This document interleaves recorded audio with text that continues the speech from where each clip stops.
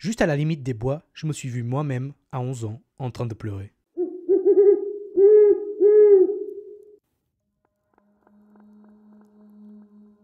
J'étais en train de sortir la poubelle le soir.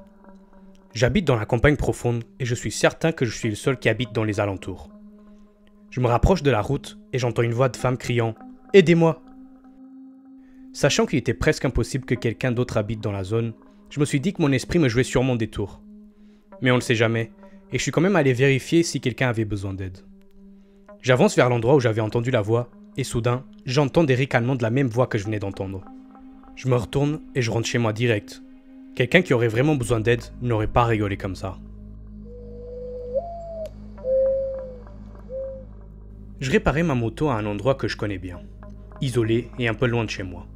J'avais ramené quelques outils, dont une clé anglaise que j'ai toujours avec moi, au cas où. Je l'utilise une fois pour enlever un boulon et je la pose par terre pour finir d'enlever le boulon à la main. 2 minutes plus tard, alors que j'allais l'utiliser à nouveau, elle n'était plus là. J'ai cherché partout et je ne l'ai pas trouvée. Elle avait complètement disparu. J'ai trouvé un autre moyen pour mettre le boulon en place et je suis retourné chez moi pour prendre ma douche. Quand je suis rentré dans ma chambre, la clé anglaise était posée sur mon bureau.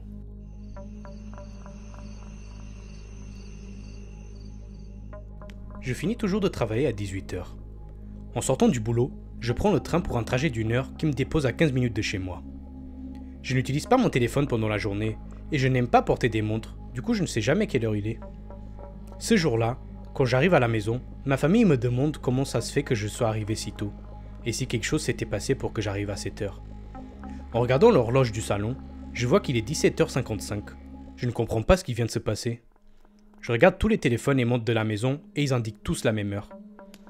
Quelques jours plus tard, mon manager nous envoie un email avec le temps total de travail effectué pendant le mois, avec les heures d'arrivée et de départ de chaque employé.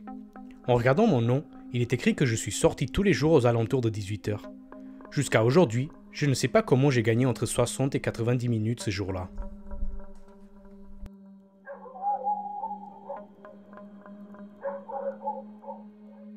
Je suis sûr de me souvenir d'un chien qui apparemment n'existe pas. Quand j'avais 16 ans, on habitait à la campagne, et mon oncle avait un Jack Russell appelé Zorro. Un jour, Zorro disparut et on ne le revit pas pendant des mois. Jusqu'au jour où on a reçu un appel de la SPA qui se situait à plus d'1 heure de chez nous. On était tous choqués qu'un chien aussi petit soit allé aussi loin. Tout ça s'est passé il y a plus de 20 ans, et l'autre jour, en parlant avec mes parents, je leur ai dit qu'à chaque fois que je vois des Jack Russell, je pense à Zorro et à ce qui s'était passé. Ils n'avaient aucune idée de ce que j'étais en train de raconter, et insistaient sur le fait que mon oncle n'avait jamais eu de chien, et que je l'avais sûrement rêvé. À part mes parents, tous ceux qui pourraient se rappeler de ce chien sont morts. Depuis longtemps, et je n'ai aucune photo de mon oncle. Du coup, je n'ai aucun moyen de prouver que Zorro a existé, même si j'en suis convaincu.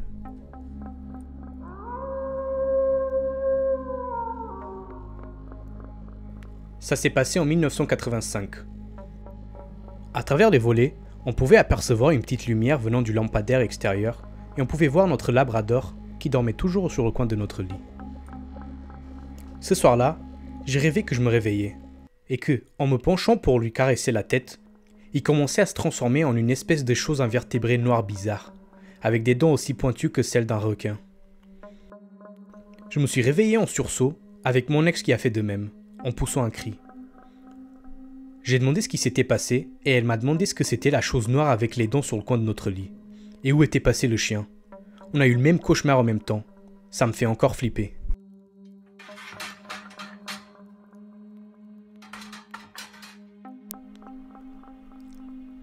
Ma femme est décédée il y a 1 an. Depuis qu'elle est partie, des choses bizarres continuent d'arriver. Parfois, des photos de nous deux apparaissent à différents endroits de la maison, alors que j'étais certain de les avoir gardées dans la cave. Ou par exemple, l'autre jour, j'étais en train de passer l'aspirateur, et juste après avoir terminé, j'ai trouvé la bague en diamant que je lui avais offerte par terre, juste à côté de l'endroit que je venais de nettoyer. Un jour, j'étais en train de conduire en zone rurale. Alors que je m'arrête à un croisement et que je regarde des deux côtés pour voir si je peux y aller, je vois ma mère du coin de l'œil, assise derrière, qui me dit quelque chose du genre « D'ici tu peux y aller ». Je regarde à nouveau et elle n'était plus là. Ma mère est décédée il y a quelques années et tout ça s'est passé en plein milieu de l'après-midi. Ça ne s'est plus jamais reproduit.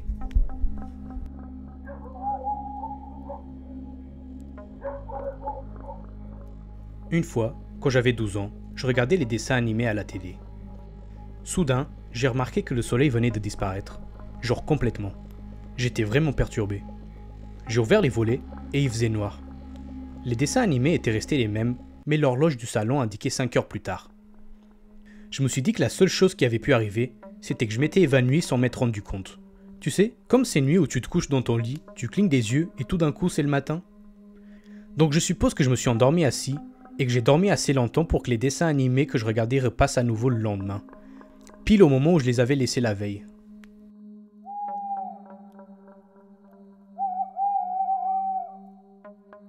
Une fois, en soirée, ma pote Sarah, qui était complètement bourrée, a soudain eu l'envie incontrôlable de dire à un complet étranger qu'elle avait mal à la jambe. Ce n'était pas du tout le cas. Tout ça c'était un peu bizarre, je lui ai dit d'ignorer cette envie, mais à un moment, elle est allée le voir et lui a dit « Je sais que tu vas me prendre pour une folle, mais j'ai une soudaine envie de te dire que j'ai mal à la jambe. Je sais que ça n'a aucun sens, désolé, mais j'avais besoin de te le dire. » D'un coup, il commence à pleurer à flots.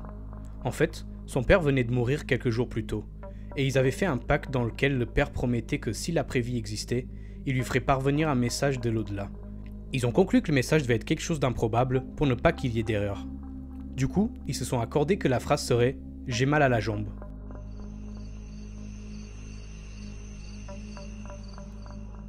Quand j'étais ado, je me suis réveillé en pleine nuit pour aller aux toilettes. J'ai traversé le couloir et j'ai allumé la lumière. Juste avant de mettre le couvercle vers le haut, je vois du coin de l'œil un visage sur le miroir. Ce n'était pas mon visage, c'était comme s'il y avait quelqu'un d'autre dans le miroir en train de me fixer.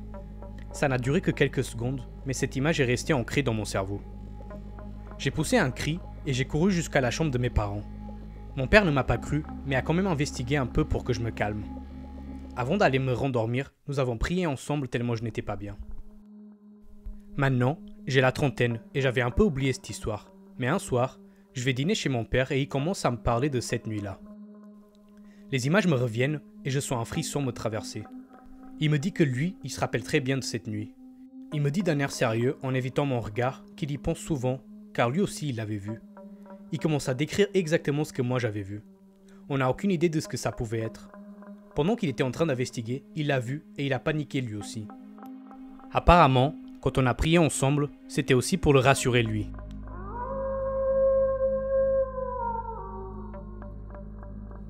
Il y a quelques années, j'avais un document très important que je gardais toujours au même endroit. Dans un petit tiroir de mon bureau destiné à ce genre de papier. Le jour est venu où j'avais besoin de ce document, donc sereinement, j'ouvre mon tiroir pour le sortir. Mais comme vous avez pu le deviner, il n'était plus là. J'ai fouillé mon bureau, de haut en bas, j'ai viré tout ce qui était à l'intérieur, j'ai ouvert et réouvert tous les dossiers et enveloppes qui étaient à l'intérieur, mais rien, il n'était plus là.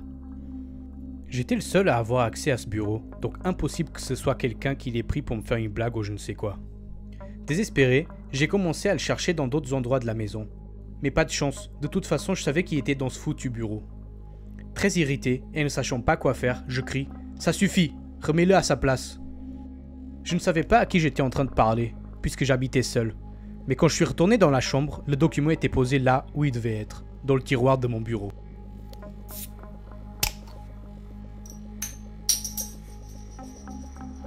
Quand j'avais 13 ans, mon père travaillait dans une mine, et il travaillait toujours le soir. Il dînait avec nous et partait tout de suite au boulot. Je me rappelle qu'il était tout le temps en train d'engueuler mon frère et moi, car on faisait trop de bruit en rentrant de l'école, alors qu'il essayait de dormir. Maintenant, en tant qu'adulte, je le comprends. Un jour, je ne sais plus ce que je faisais, mais j'ai fini par le réveiller. Il m'appelle dans la chambre de mes parents, et je suis presque certain que je vais me faire disputer. Il me regarde et il me dit « Ce n'est pas grave, viens là et fais-moi un câlin ». Je lui dis que j'avais 13 ans et qu'on ne fait plus de câlins à ses parents à cet âge. Du coup, il me demande « Et si quelque chose m'arrivait et qu'on ne se verrait plus jamais ?» Je ne lui fais pas de câlin et je suis retourné jouer en essayant de faire moins de bruit. Cette nuit-là, il y a eu un accident dans la mine. Il a réussi à sauver toute son équipe et est même retourné chercher une personne qui était restée coincée dedans. Cette nuit-là, il a fini par mourir. Et je suis convaincu qu'il savait que ça allait arriver. Je n'oublierai jamais la conversation qu'on a eue. Si un jour votre père vous demande un câlin, faites-lui un câlin. J'ai une application de suivi de sommeil sur mon téléphone qui a un réglage pour aider à faire des rêves lucides. Elle commence à vous dire « Vous rêvez » de façon répétée avec une voix de femme avec un peu d'écho. J'étais au travail un jour quand j'ai commencé à entendre la voix de façon aléatoire toutes les quinzaines de minutes. J'ai vérifié mon téléphone et dès que l'écran s'est allumé, je me suis réveillé dans mon lit alors que le soleil se levait. Un peu effrayé, je suis allé prendre ma douche. Puis, sur le chemin du travail, j'ai commencé à entendre de nouveau la voix à travers la radio. Lorsque j'ai éteint ma voiture, je me suis à nouveau réveillé dans mon lit au moment où le soleil se levait. Cela s'est produit 3 à 4 fois de plus à différents moments de la journée. Pendant environ une semaine, je n'arrivais plus à distinguer mes rêves de la réalité. Je n'ai plus jamais utilisé cette application. Je suis tombé du lit au milieu de la nuit. Je me suis levé et soudain, je me suis retrouvé dans la cuisine de la maison où nous vivions auparavant. Je me souviens avoir regardé par la fenêtre pour confirmer. En regardant autour de moi, la maison était remplie d'objets que je ne connaissais pas, de meubles différents et de photos différentes sur les murs. J'ai marché dans le couloir, dans l'obscurité, et j'ai ouvert la porte de mon ancienne chambre. C'était ma chambre actuelle et je suis entré. J'ai fermé la porte et je me suis recouché. Je me suis immédiatement relevé et j'ai ouvert la porte pour vérifier que tout était redevenu normal.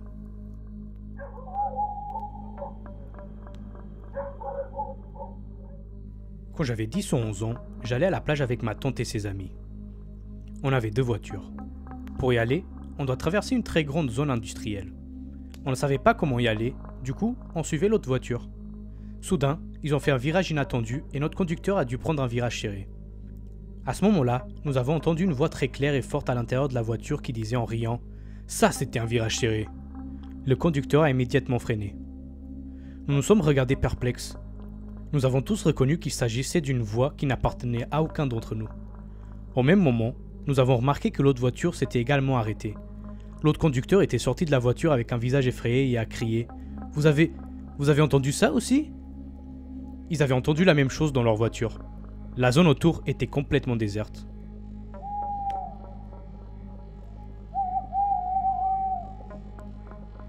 Un jour, j'étais avec des potes dans une espèce de parc bien éclairé, juste à côté d'une route dans un petit village. Un d'entre eux avait une sorte de corbeau apprivoisé qui volait d'une personne à l'autre en se posant sur leur épaule. Soudain, il a volé de l'épaule de quelqu'un et s'est dirigé à une vitesse incroyable vers la route. Mes amis et moi, nous avons tous vu cet oiseau se faire écraser par la roue avant d'un pick-up. On a entendu un bruit sourd, une explosion de plumes, puis tout a disparu. Nous nous sommes tous tournés les uns vers les autres, puis on s'est retournés et nous avons vu le corbeau de mon pote sautillant sur une table derrière nous. Il était intact, indifférent, comme si rien ne s'était passé.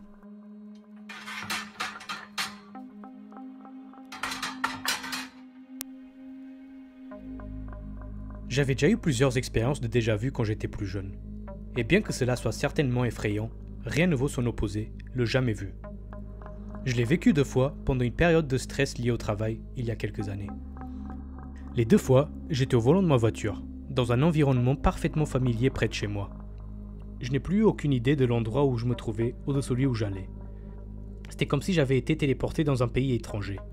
Cela n'a duré que quelques secondes, mais c'était tout de même très effrayant. Jusqu'à ce que cela m'arrive, je n'avais aucune idée que cela existait.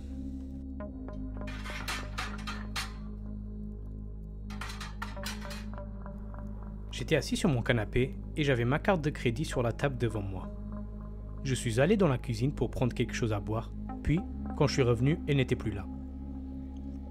J'habite seul dans un endroit assez isolé, avec des alarmes et personne n'entre chez moi sans que je le sache. J'ai cherché partout, à l'intérieur comme à l'extérieur, mais je n'ai rien trouvé. Elle avait tout simplement disparu. J'ai fini par appeler ma banque et annuler ma carte, même si aucune somme n'a été retirée. 2 semaines plus tard, je suis rentré fatigué et je me suis assis sur le canapé pour regarder un peu la télé avant d'aller dormir. J'ai regardé la table et ma carte était là, au même endroit où je l'avais laissée 2 semaines auparavant. Elle est apparue comme ça et il n'y avait rien d'autre sur la table.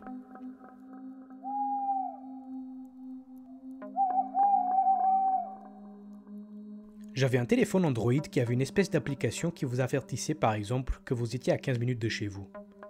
Je trouvais cette fonction inutile, du coup je l'ai désactivée. Après plusieurs mois sans notification de cette appli, un soir, je suis à la maison et une notification s'affiche indiquant « à 35 minutes de la maison » et me place à une intersection aléatoire de l'autre côté de la ville. Je me dis que c'est bizarre, je ne suis pas là-bas et je ne sais même pas où c'est. Je n'ai jamais été dans cette zone. Je vais sur le réglage de mes applications pour la désactiver à nouveau, mais elle est déjà désactivée. La nuit suivante, il se passe exactement la même chose. Qu'est-ce que c'est que ça? Toujours pas là-bas. Je vérifie et les notifications sont toujours désactivées, donc je ne sais pas pourquoi je reçois une notification. Quelques jours plus tard, un ami et moi sommes sortis faire des courses et il a raté la sortie prévue, alors il a pris la suivante. Une fois dans la rue, je lui demande « On est où? Je ne suis jamais passé par ici. » Soudain, une voiture à notre droite essaie de tourner à gauche et nous percute. Il a abîmé la roue et n'a pas pu tourner, alors il s'est rangé sur le trottoir pour appeler une dépanneuse. Nos enfants étaient dans la voiture, j'ai donc appelé ma soeur pour qu'elle vienne nous chercher. Quand ma soeur m'a demandé le lieu, j'ai regardé le nom de la rue, c'était exactement le même endroit où l'application me plaçait quelques semaines auparavant.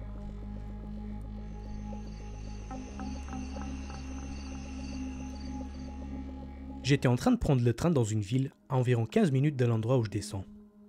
Pendant que j'attends, il y a une femme aux yeux vitreux qui demande de l'argent aux gens. Elle s'est approchée de moi, s'est arrêtée brièvement et m'a demandé « Excusez-moi, auriez-vous un peu d'argent? Mon frère est à l'hôpital et j'aimerais avoir de l'argent pour lui acheter des fleurs. » Je lui ai donné quelques pièces sans la regarder en face, en me disant que de toute façon elle allait sûrement les utiliser pour des drogues ou de l'alcool. Bref, mon train s'est arrêté et je suis monté.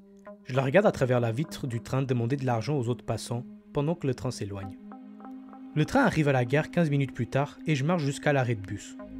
Il n'y a qu'un seul bus dans la direction où j'y vais et quelle chance, il est là, à attendre que je descende du train.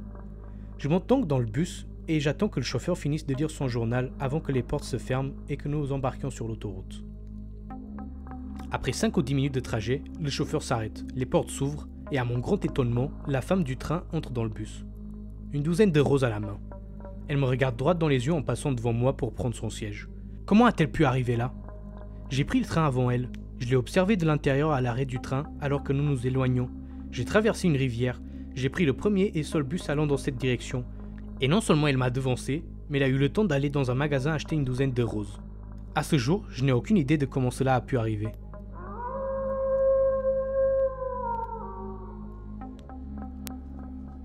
Un jour, je me rendais au travail à pied et j'ai soudainement eu l'envie de prendre un chemin différent de celui que je prends habituellement. Je travaille en centre-ville dans une grande ville. J'ai tourné dans une ruelle que je n'avais jamais vue auparavant.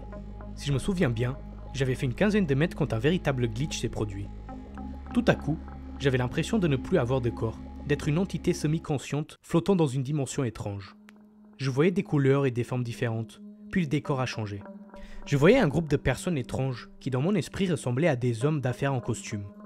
Ils semblaient effrayés et paniqués que je puisse les voir. L'une des personnes a fait un mouvement rapide et tout est devenu noir.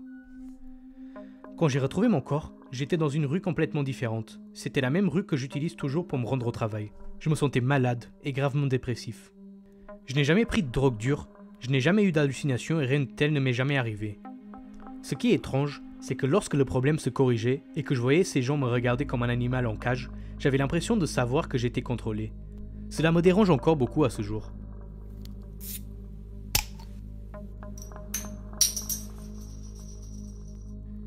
Je rentrais à la maison avec mon père. On s'est arrêté à un drive-in et je commence à me sentir de plus en plus anxieux sans raison, au point d'être étourdi et d'avoir mal au ventre.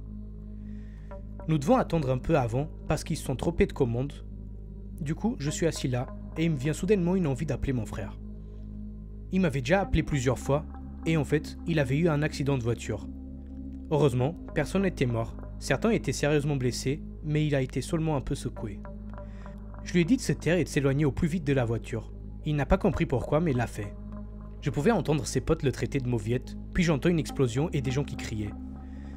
Ce soir-là, mon frère était le seul à avoir des blessures légères. Il m'a dit que lorsque je lui ordonnais de s'éloigner de la voiture, il se trouvait devant elle, à quelques centimètres du capot, parce que son pote essayait de faire redémarrer la voiture. Je n'ai jamais vécu quelque chose comme ça, c'était comme si je pouvais tout voir de l'extérieur, comme si je regardais un film.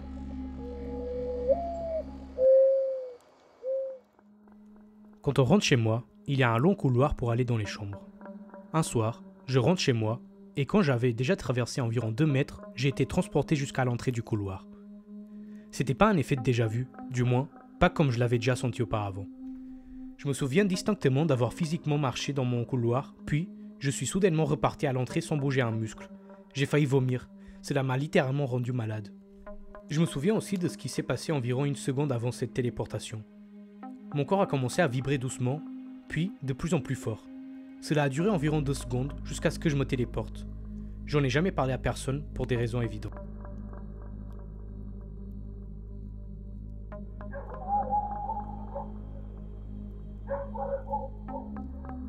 Quand j'étais en CM2, je me souviens que j'étais en classe et que je devais passer un examen. C'était un de ces examens où le professeur écrivait la question et nous devions tous écrire la réponse sur notre feuille. Après environ la 3e question, j'ai commencé à réaliser que j'avais déjà vu ces questions dans le même ordre et que je connaissais les réponses.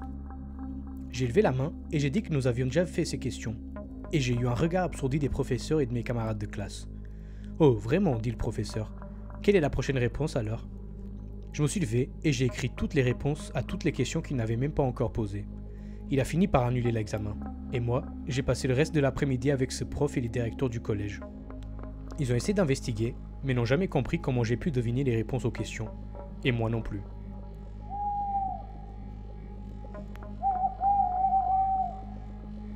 J'ai un collier bouddhiste en jade que j'ai acheté en Chine il y a environ 10 ans. Il disparaît pendant des mois pour réapparaître dans un endroit évident comme mon bureau, ma commode ou un tiroir que j'utilise tous les jours. Maintenant, quand je sais pas où il est, je me dis simplement qu'il part en voyage et qu'il finira par revenir.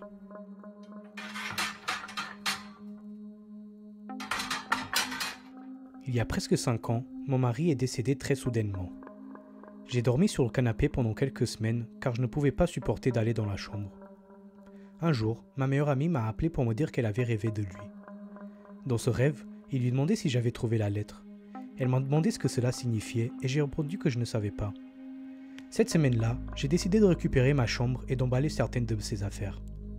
Alors que je les mettais dans un sac, un petit papier plié avec mon nom dessus a attiré mon attention. Je l'ai déplié et j'ai vu que c'était une lettre de lui. Elle avait été écrite spécialement pour que je la lise après sa mort et il s'est excusé de m'avoir laissé comme il l'avait fait. Sa mort n'était pas un suicide, c'était un homme de 28 ans en bonne santé et il est mort d'une manière que personne n'aurait pu prévoir. J'ai beaucoup d'autres histoires qui se sont passées autour de moi depuis son décès.